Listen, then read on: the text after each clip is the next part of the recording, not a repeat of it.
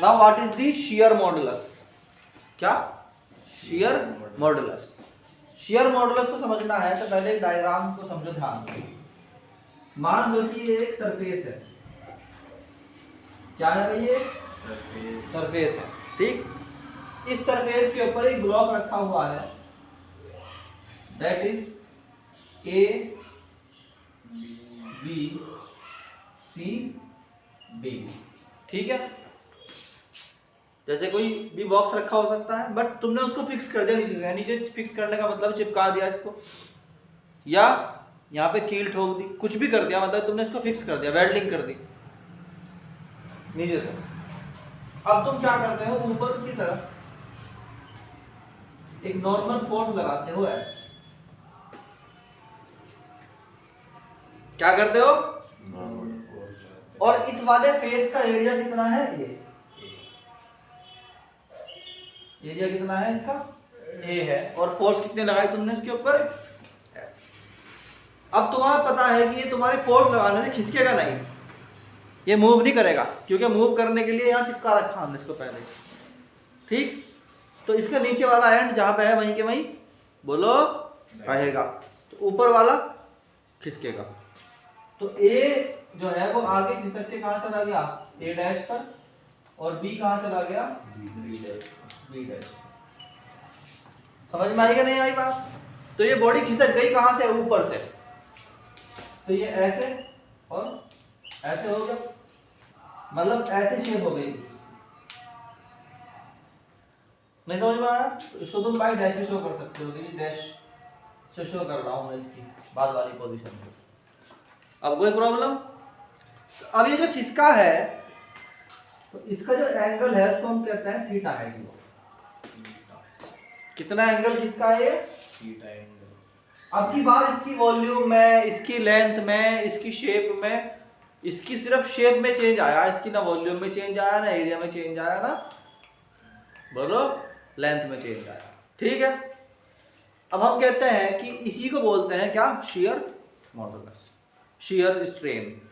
क्या बोलते हैं इसको? Shear strain. तो शियर मॉडुलस क्या होता है? शियर मॉडुलस उस स्थिति में लगाया जाता है, उस कंडीशन में लगाया जाता है जब तुम्हारी ऑब्जेक्ट सिर्फ डिस्प्लेस हो रहा, उसका शेप चेंज हो रहा, but note the size, length और एरिया, वॉल्यूम चेंज।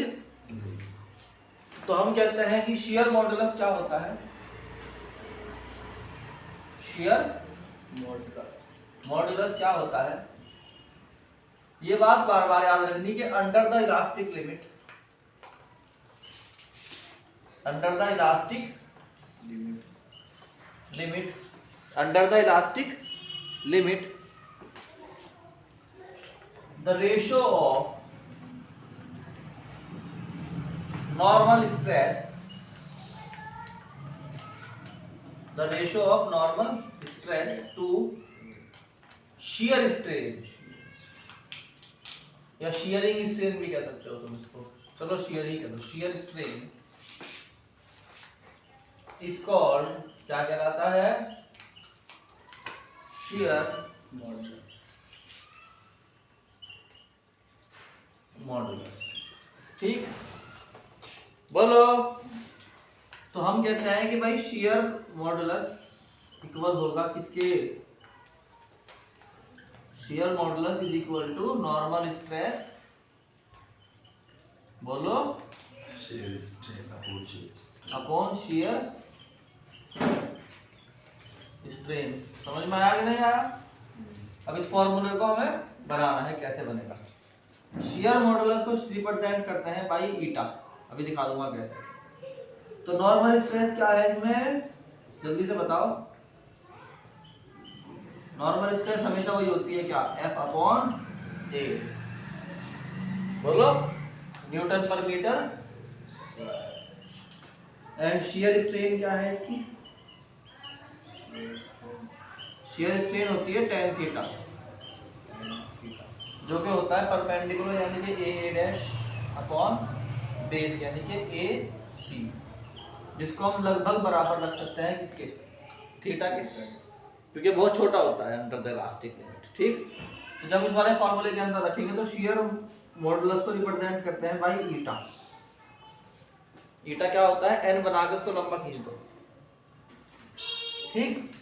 इक्वल हो गया किसके, एफ अपॉन ए, और नीचे क्या आ गया, अरे बोलो भाई क्या आ गया, थीटा।